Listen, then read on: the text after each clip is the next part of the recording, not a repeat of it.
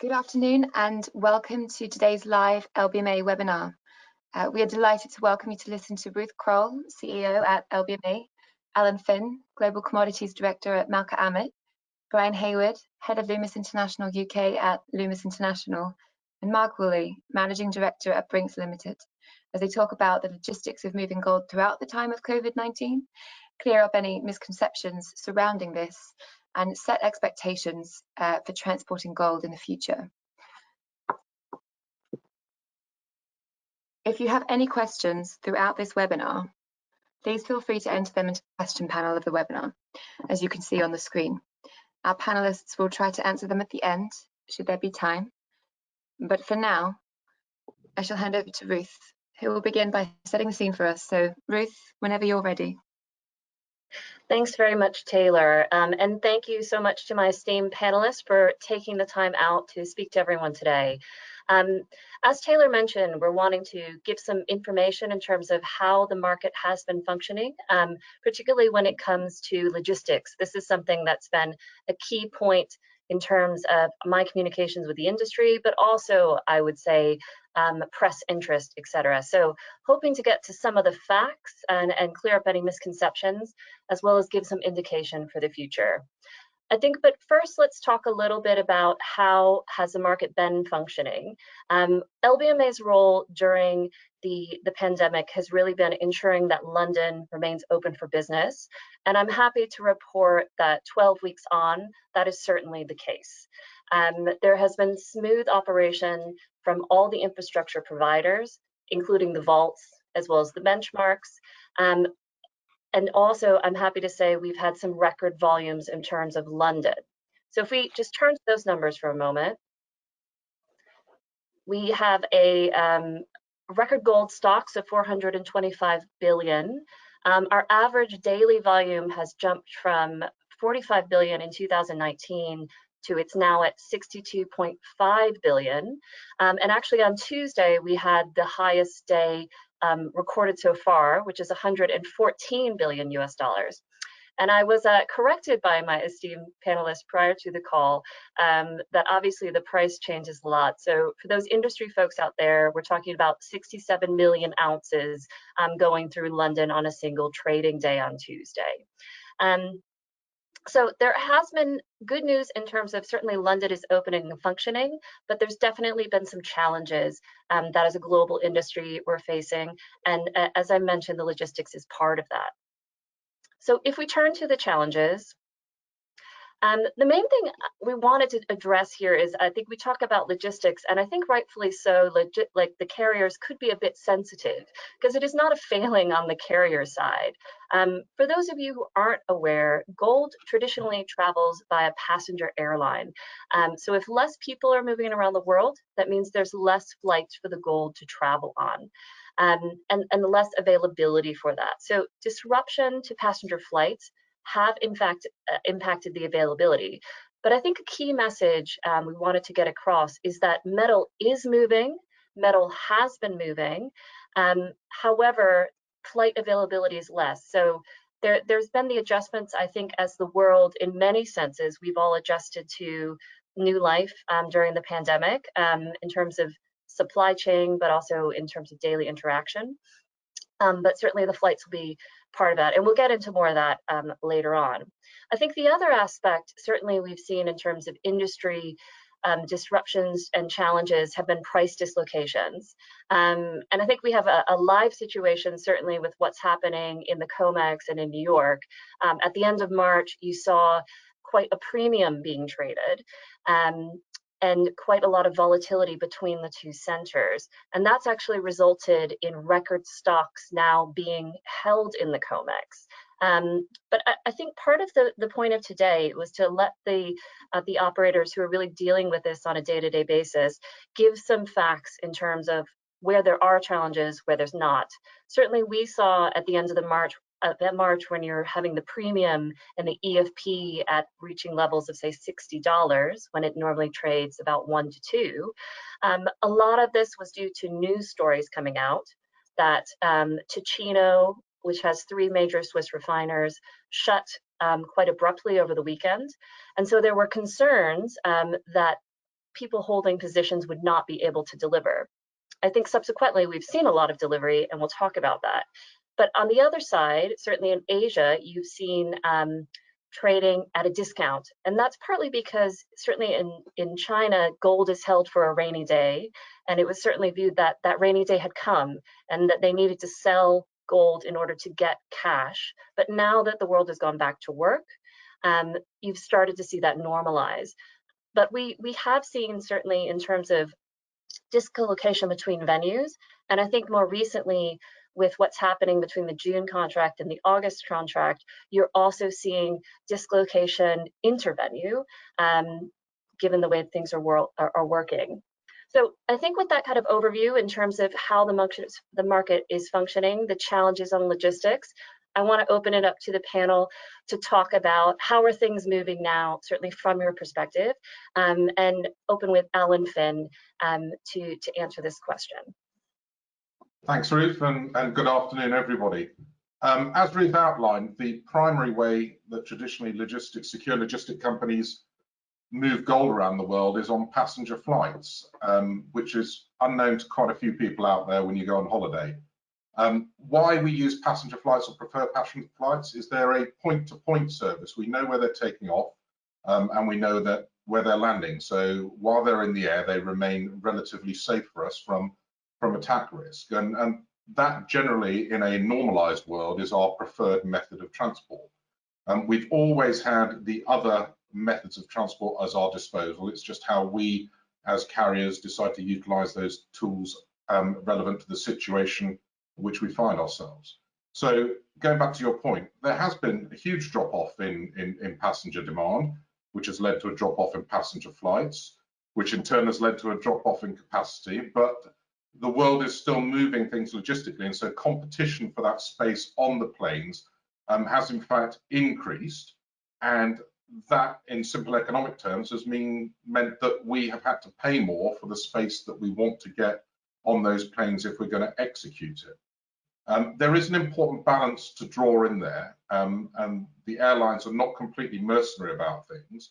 When they're making a choice about who they prioritize that space to, they do apply ethics first. So there's an ethical filter over who gets priority, and then the commercial filter will fall in on top of that. And that will mean sometimes that gold could be delayed or moved to a following flight if there was a humanitarian priority taking the lead for that particular lane or route.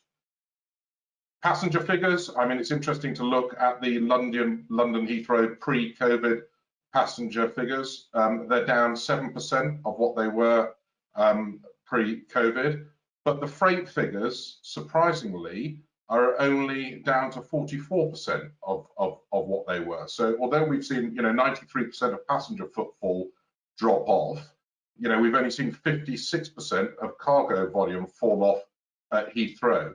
And that's interesting. We've seen airlines making their passenger aircraft available for charter and for cargo. We've seen lighter cargo being placed on seats where passengers would sit before to utilize the aircraft and keep those lanes running and keep cargo operations in place. So moving on to the next method that we use, it would be cargo freighters, the big 747s and Boeings that you see moving around the skies with no passengers on them, no seats, empty configurations inside. Traditionally in the past, by my company, they've been less preferred because they end up with multiple loads on board. Sometimes they can do multiple stops, and if the weights on the planes change between stops, then goods get taken off and put back on again. And that's not something from a security perspective that we're keen on. So we've had to address those risks and weigh them up against keeping the market moving to decide and use some of the some of the cargo freight services that the airlines have been providing out there.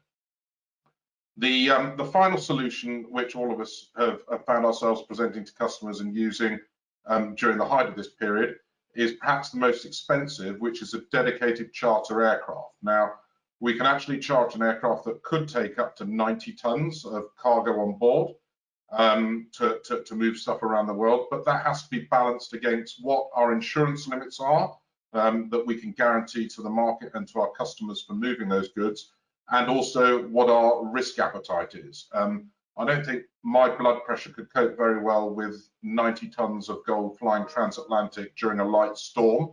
I couldn't see myself getting much sleep that night, or been on good terms with the Lloyd's underwriters the following day if they found out about it. The sort of conclusion about how things are moving and where they are at the moment is that they have moved.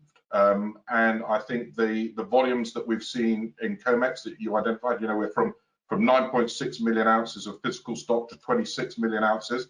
That gold has reached America from all over the world through logistic routes, which sort of counters the initial assessment that some people were making that it would be physically difficult to move gold around the world.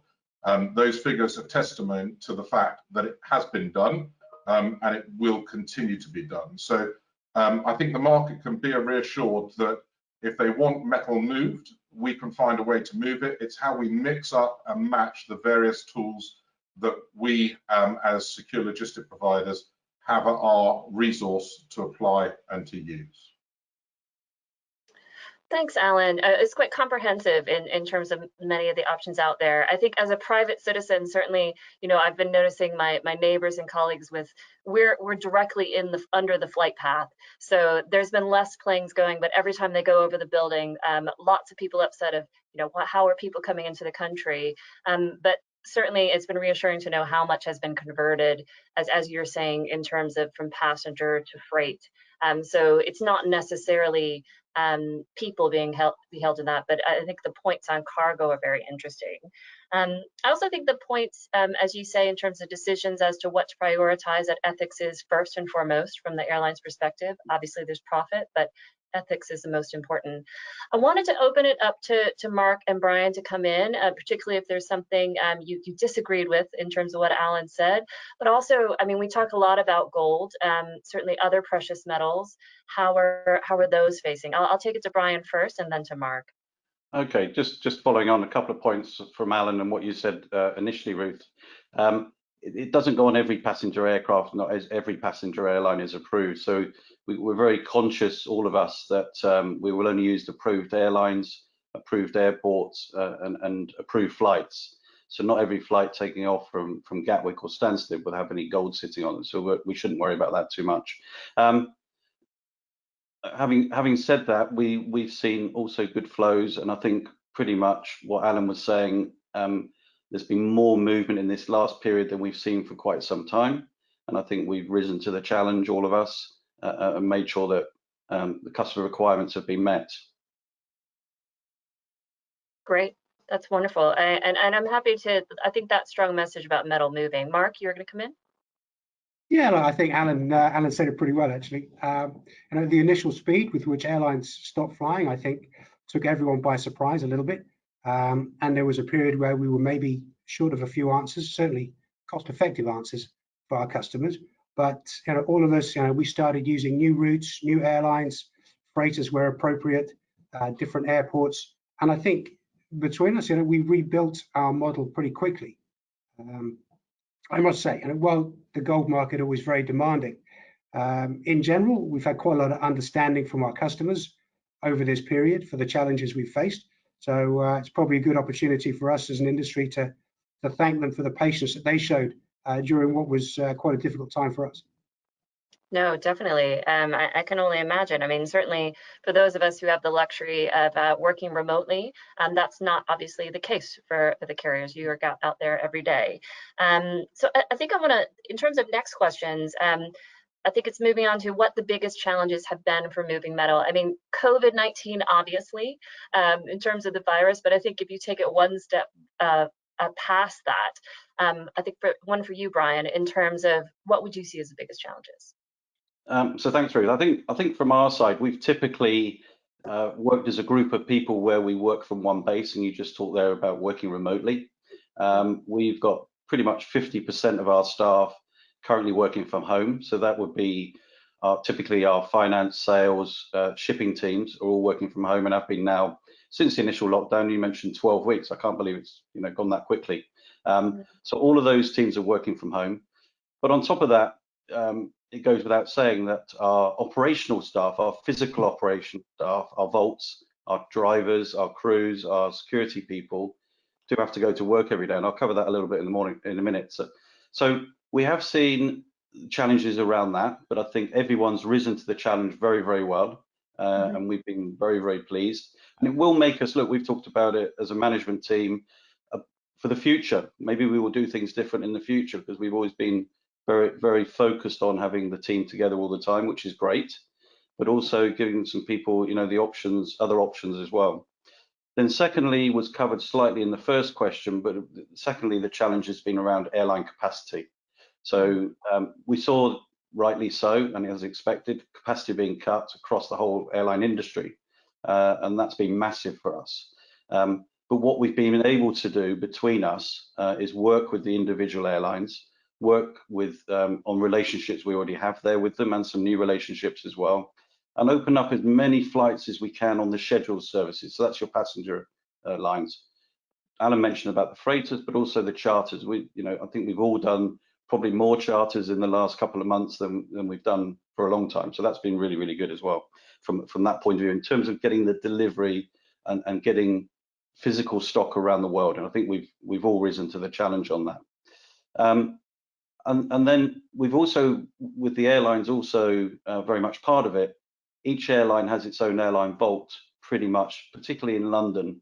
A lot of those airline vaults have either closed completely or they're working on shorter hours. So if an airline vault closes, that could mean one of two things. That could mean there's no valuable flights in and out for the airlines that are covered by those vaults, or we would have to put the material on the aircraft ourselves, which we're all capable of doing.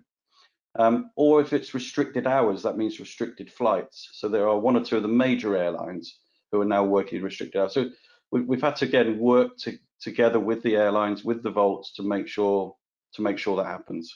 So I think the third point for me is country restrictions that we've had to look at and overcome the challenges there. So typically, I think it's fairly well known that South Africa, Johannesburg particularly, they pretty much shut down for some time. I think we all found a way very quickly to satisfy demand coming out of Johannesburg. India is still in shutdown, although we're still putting material into them of sorts.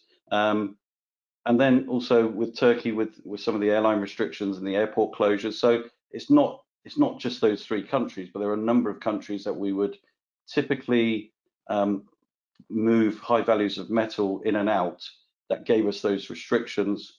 And I think that, yes, we've overcome those challenges.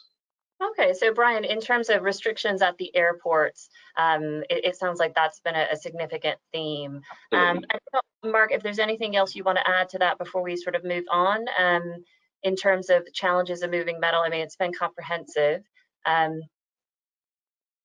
I think Brian's covered pretty much everything, but I go back to Alan's point. There are a lot of challenges, but if you look as an industry, the amount of metal that we've successfully moved into New York over this period is pretty significant.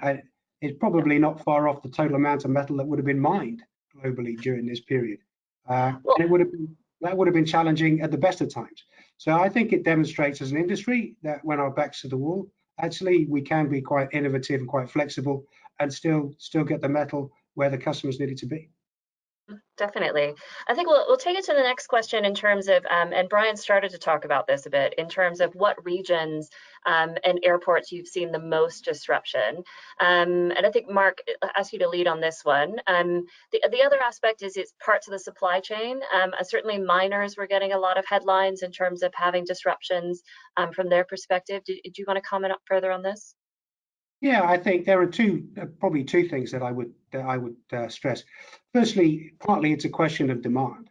So in terms of flights to the US, New York's probably been relatively well supplied with air freight capacity compared to other locations that we deal with.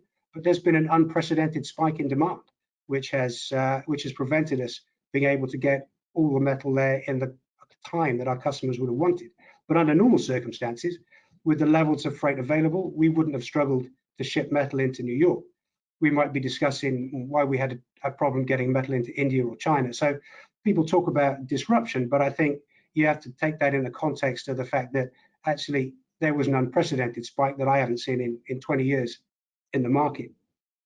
Yeah, in terms of the mining side, I think the reduction in scheduled airline capacity left some countries with no capacity at all.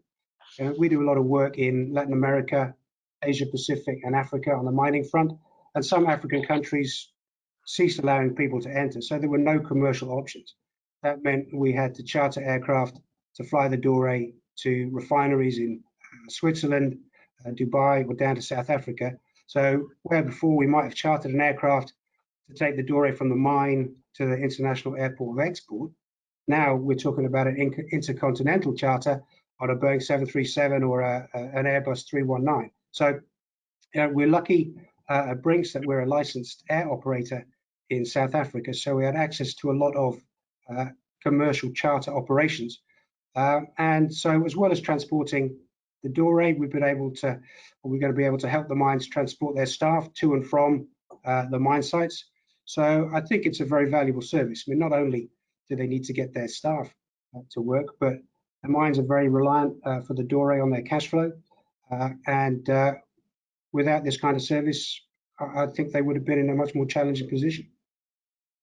No, agreed. I mean, I think from our sides, if we think about all the disruption that was happening on at the end of March there, I mean, a lot of it was focused on trying to get the facts out, like concerns that there was no refining capacity. I mean, something as LBMA, we were trying to get across that we've been oversupplied with refining capacity for quite a long time.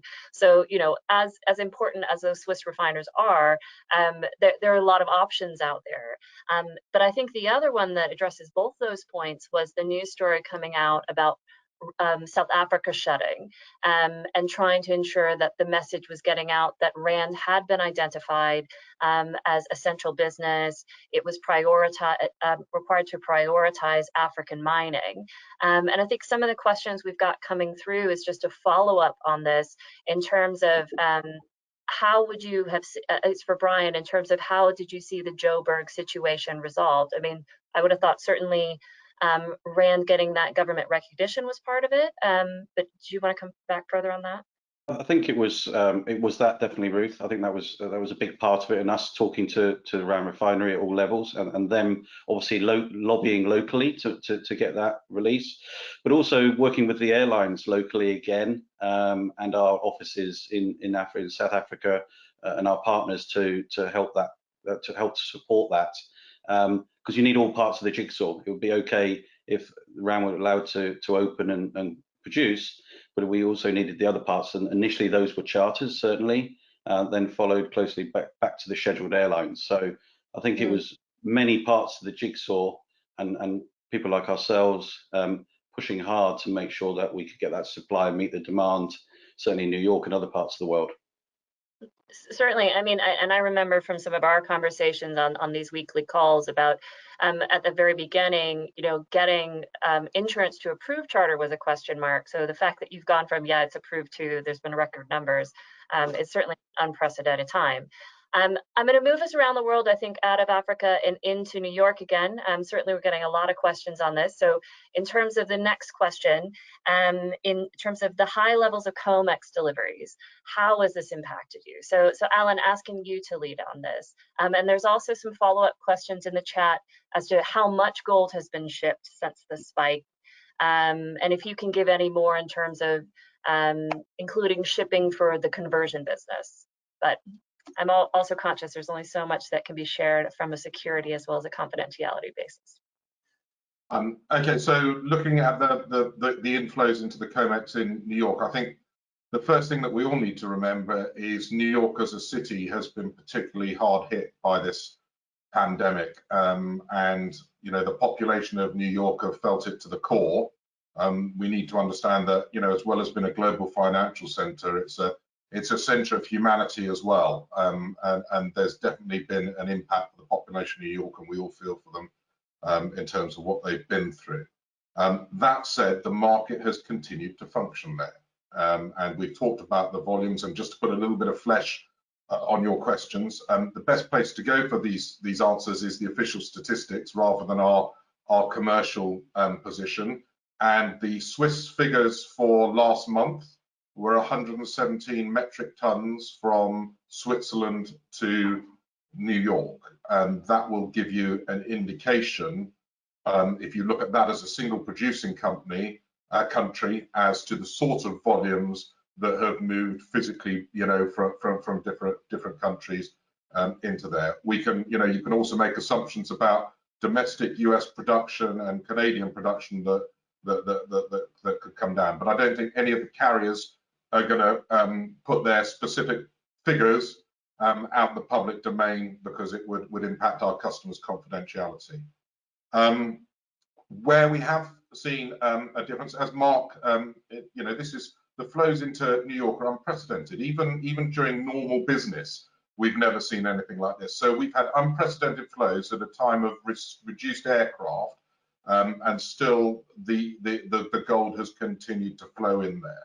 Now, the restrictions that have occurred, some of them are regulatory. So although the flights are landing, the working regimes for both the airport staff and all of our staff in New York, with social distancing, with the PPE situation, with the queues, have created some time lag in terms of processing it. Now, what that has meant is that actually most of our crews have been working 24-hour days, because it takes so much longer with the social distancing and with the other COVID prevention measures that I'm sure Brian will cover. It does slow things down, and this increased volume coming in has meant that there are some delays. But we've not put at risk anything in the market or anything security-wise with those delays, and they've not been more than a couple of hours. It's just a bit longer than it normally takes to process things. Capacity has meant competition, and we as a company have looked at using other neighbouring airports such as Philadelphia and Boston.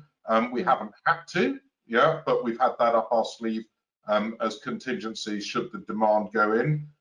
Thankfully, we didn't see a lockdown of Manhattan Island, where a number of the primary COMEX approved vaults are. But had that occurred, there are still a number in the periphery that are still registered for COMEX material that could have accepted the metal and held it there and kept the market buoyant. So there's been good contingency there to make sure that the COMEX market continued to operate. I'm guessing the conclusion is the figures speak for themselves. The gold has made it, it's there, the market's buoyant. In fact, as you highlighted, it's in such high volumes there that the premium seems to have reversed itself at the moment. So it's had an impact. Everybody's worked through it, and that's everybody, not in our industry, just in our industry, the airlines, the airports, and also the financial services providers downtown. So we're there. Okay, well, Allan, I mean, there's some questions coming through in the chat that kind of follow on this a little bit. So just take them now. In terms of, so the rally on the EFP is attributed to logistics. So to me, the way I sort of view it, and I've tried to, get my head around all of this, is part of it is that there was a belief there would be a difficulty getting metal in, right? And actually what we've seen is, despite, as you say, New York being a center of the pandemic and everything that's happened, that metal has smoothly gone in.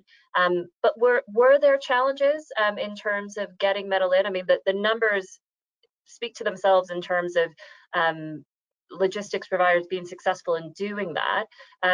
But was it simply in terms of flights? Were there other issues? Or is it more perception?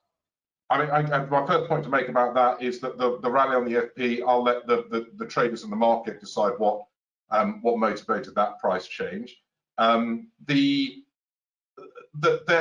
difficulties were there, and as Mark and Brian have both alluded, we were navigating a way to get through that. I think what helped was the structure of the COMEX contracts with their delivery times and the calendar that sat behind them, and where it gave everybody, including our customers who hold the metal, a little bit of breathing time to decide what to do before they started initiating their plans and what plans were going to occur. And that allowed all of us to structure things properly and get robust logistical chains in place to service it. My own personal opinion is that any assessment on the inability to get gold in was ill-informed at the time and made on assumptions rather than fact. There's definitely a lot of trading of misconceptions opposed to facts. So I really appreciate you guys giving the facts where we have them. Is there anything else we want to add on this point, Brian? Yes. Okay. Yes, yeah. So just from our side, the challenges that Alan's alluded to and we talked about earlier in terms of the airlines and actually getting the physical material there, I think we should also add to that we've had to be pretty dynamic in our own vaults and locations. A lot of the material, yes, has been delivered to the bank vaults in New York, but also to our own vaults as well. And certainly at Loomis International, the guys in New York have done a great job in terms of both physical capacity and value capacity, not only for gold, but silver as well. We're seeing a lot of silver head that way right now, so we've had to open up some more capacity there. But also for the non-COMEX material that doesn't necessarily need to sit within that location, we've also looked at other locations that we can support that material during this period. So a lot of work's gone on in the background, probably by all of us, I can only speak for ourselves, in terms of how we manage our own locations and our own people there at the same time, so we can accept that increase that's coming in, because it's not all going to the, as I say, it's not all going to the bank vaults, it's coming to ours as well. No, absolutely. I think I'm going to move us on, unless Mark, do you want to come in on this point any further? No, I would just say that, you know, I guess we've been quite fortunate to an extent as an industry that this has been going on, because our other markets have been quite quiet. Absolutely. So yes, it's been a lot of work, and you know, yes, there have been challenges, but it's been, you know, as an industry for us, it's been a good experience. Well, it's been interesting in terms of, you know, at LBMA, we do a lot of tracking, how liquid is the gold market, how is gold performing, and what's been interesting in terms of, since we have the numbers now, it has been tracking very much like other liquid asset classes in terms of how, you know, even price volatility, you were seeing this happen on the gilts almost exactly, and we'll be coming up with more in terms of, yes, it's had its challenges and it's certainly acted like a commodity more than usual in the last few months, but certainly as a liquid asset class, it has performed. And I think what's going to be nice going forward is that we do have the data. We were criticized as an industry for not having the data from 2008. I definitely have it from this crisis. But I think turning away from the numbers and sort of going on to the human element, my next question is for Brian, in terms of what are you doing as companies to protect your teams? Or okay. Yeah. Oh, I can answer the question anyway. So what are we doing? And when I'm talking about, from my own perspective, I'm talking about the whole company. So whatever we're doing in London, we're pretty much mirroring in Europe and the rest of the world as well, and obviously in Asia. So what are we doing? We're obviously practicing self-distancing measures where we can, and we talked about earlier. I talked about earlier in terms of, you know, 50% of our staff, being the administration, sales, and finance staff, are now working from home. So that means that's a tick in the box from that side. But with the vault operations, you know, you can't work from home. So what do? So we are practicing self-distancing measures. We have made available to all of our teams, you know, PPE, so gloves, glasses, masks, other sanitizing liquids, as you'd expect. But on top of that, we've had to review the whole layout of our vaults and how we manage the vaults, how we manage when we're weighing and receiving and shipping material. So we've done that in consultation with the teams, with some specialist advisors as well. So, and we've also learned as a team of, you know, if it works in London, we can share that best practice with other locations, such as Hong Kong or our colleagues in New York or wherever. So we try and you know, instill that in best practice everywhere. We also had the vault managers meeting this morning, and Allan, Mark, and I were on there, and we also discussed how we interact best when our teams are visiting each other's vaults for collections or delivery. So we're looking at our own Loomis International standard, but also at the standard for all of us as well as LBMA good delivery vaults as well, that we can then share and say, you know, making sure that people are safe when they come, if and when they have to come to the workplace. Well, thanks, Brian. I'm just getting conscious of time because we're running a little bit over, and I think Brian has covered that certainly from the prep conversations. I know you guys are all taking important steps to make sure that the teams are protected, and thinking about the human element. I think we want to turn over to the future in terms of, what message can you give to the industry?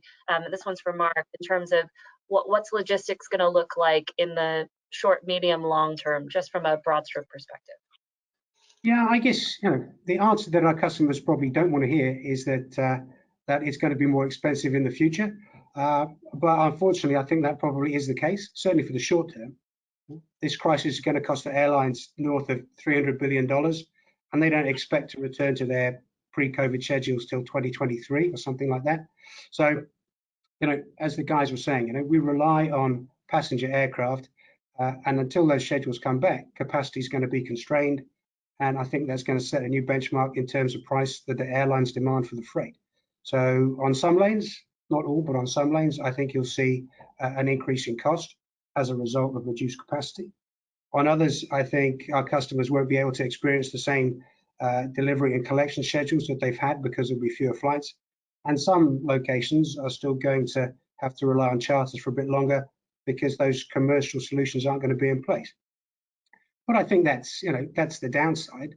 All the companies that are on this call, we've invested in the hard assets in country to store, deliver, transport the valuables for the market. Those assets are still there. I know if the demand in specific markets increases, that Brink would be prepared to invest to ensure customers can still have the service they want. And I'm sure that's true of Allan and Brian as well. So I don't think it's all negative.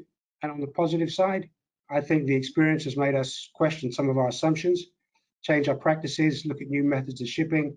So I would have said, as an industry, we'll probably come out of this a bit stronger than we went in, and certainly better able to cope with this kind of situation in the future.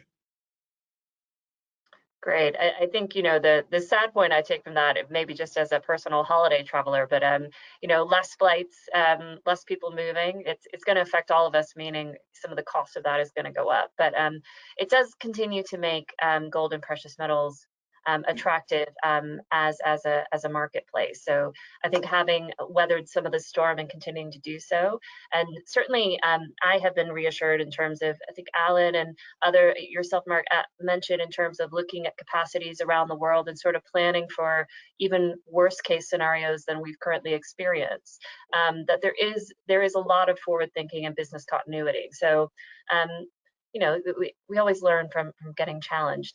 We've had a lot of questions, so I think part of it, I would take it as a positive. It's definitely something people are interested in, but I'm going to try to bring them back up in terms of one. I think I'll just let folks know now in terms of prices, exact amounts, exact routes.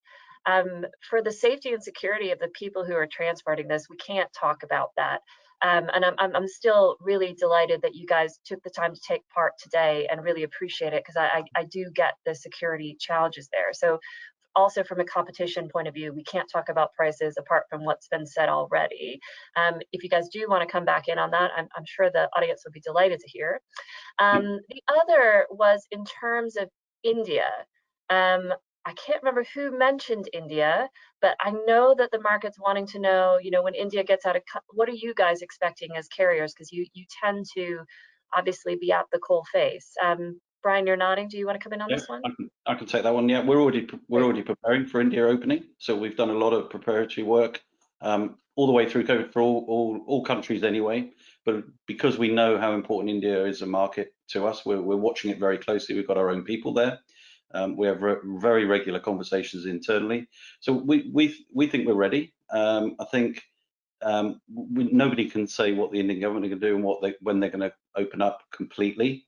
As I think I alluded to earlier, we've already got some material on the way there, so we're prepared. We're keeping our clients informed, but I think the key thing is that we watch it very, very closely, because that can have a big impact. They've been almost starved of new metal for the best part 2.5, 3 months now. So I think when that comes back online, I think it's a great opportunity. We're talking to the airlines. So we have a number of plans in place, because we don't know exactly what it's going to look like. so that we can switch it on pretty much from day one. Okay, brilliant. I think the other questions, I'm just trying to organize these because I'm conscious we're over. There's questions about silver.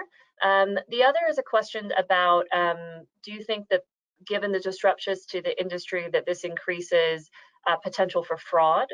I think.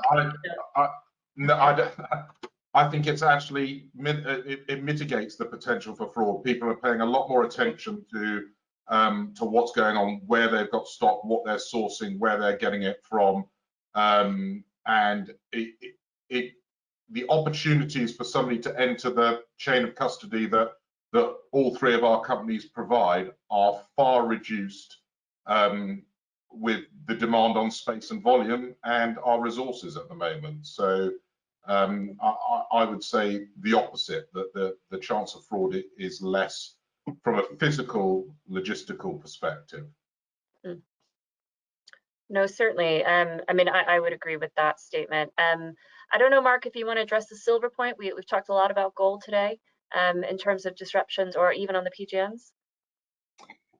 We haven't seen as much disruption on the silver front. The silver logistics tends to be, I wouldn't say slower, but less urgent perhaps than gold. There's a longer lead time between order and delivery. So while we've seen an increase in demand for silver transport recently, and I know Brian was saying the same thing. So we have seen an increase in interest in silver, but I wouldn't say we've seen a lot of disruption in terms of silver transport. A little bit maybe in terms of a delay in being able to send stuff to India, but actually that hasn't impacted too much. So silver has been not particularly impacted. PGM's a little bit more so, but that's a function of where they're produced. So if there are difficulties in transporting out of South Africa, obviously that's going to have an impact, and the same with Russia. But we've seen quite a lot of PGM coming out of Russia by charter flights and now via commercial flights. So I think the supply side for those commodities is fine as well. Thank you for that. I think that takes me to our final question in terms of, it's been extraordinary times. I would imagine there's been some extraordinary measures taken on behalf of the teams. I think, Brian, you had an answer for this one, and well, just on the human side again, Ruth, we were talking about people and taking care of our people, because the three of us are on here, privileged to be here and tell people about what our companies do, but it's the people, in all the countries that we work with are the important ones, really. So just a story from the UK, there was the NHS Responder Programme, which was launched some time ago, which was very well subscribed, if not oversubscribed. But quite a lot of our team, including myself, signed up for it. And a number of our team spend all of their days, not quite 24 hours that some of Alan's team are working, but long days, long nights, long weekends. But then a lot of them subscribe to either be NHS responders for logistics, funnily enough, and we've got involved in a lot of the local community type stuff. So you spend your whole day, your day job doing it, and then your evenings and weekends. And then one or two people have also taken up the listening service that you can have, where you're calling people less privileged. So people who, after a long day in logistics, moving gold or silver or whatever else they're doing, are then sort of spending time, also investing time in the local community, which we recognise that, and we really appreciate it as a team. Oh no, thank you, Brian. I mean, I think we often focus on the market, but it's such a human. It affects everyone, regardless of where you are in the world, this pandemic. And I think the people who've taken the time to say, how I want to remember this is, at this trying time, is trying to give back and to help other people. And I've been really wonderfully surprised and delighted to see members of our team also signing up, as you say, for NHS, whether it's to be on the end of the phone or to do deliveries. And I would encourage everyone to find a way to give back. But I always think that from a logistics, you guys still have the best stories, and I'm sad that we can't have them over a beer and maybe get a little bit more detail, but something to look forward to later. I don't know if Mark or Alan, you had a story to share or a final comment. I'll give you a quick story. We've all been delayed on an aircraft, but sometimes our shipments get delayed as an industry. Once, some time ago, we had a gold shipment for a bank which was taken off a flight. And when we rang up to find out why it was because a young Thai member of the royal family had put 250 pieces of extra luggage on board and was paying a lot of money for it. So delays do happen. As I said, the airlines prioritize. We don't always come out on top. This wasn't the shoes, by the way, because anyway, I just wonder. Some of my colleagues might be very interested in that. But no, there's some amazing stories out there. Mark, do you have any final comments for the panel before we close? No, I think on behalf of the industry, we compete hard, but I think we respect each other, and I think as an industry, I think we can be pretty proud of the job that we've done over the last couple of months. But also, to thank all of our customers. Again, we rely on our customer base. They have been very understanding, and I think between all of us, I think we've done well to get where we are, and I think we'll see off the rest of this. Okay. Well, great. Well, thank you guys so much for taking part. I really appreciate it, the numbers in particular. And this has been recorded, we'll put it out. But I just wanted to say a big thank you. And in terms of message to the market, please stay safe, thinking of everyone during this hard time. And if we can help, please let us know. We do have some new webinars coming up next week, same time, same channel, in terms of next Thursday, 1:30, where Paul Fisher, our chairman, will be talking about sustainable finance and risks and policies. And if you haven't heard Paul talk about his passion, which is in terms of climate change, I would definitely recommend it. And we're also open, if there is a topic you'd like to see us cover, please let us know. I think with that, thank you guys so much for taking part, and thanks for listening. Cheers.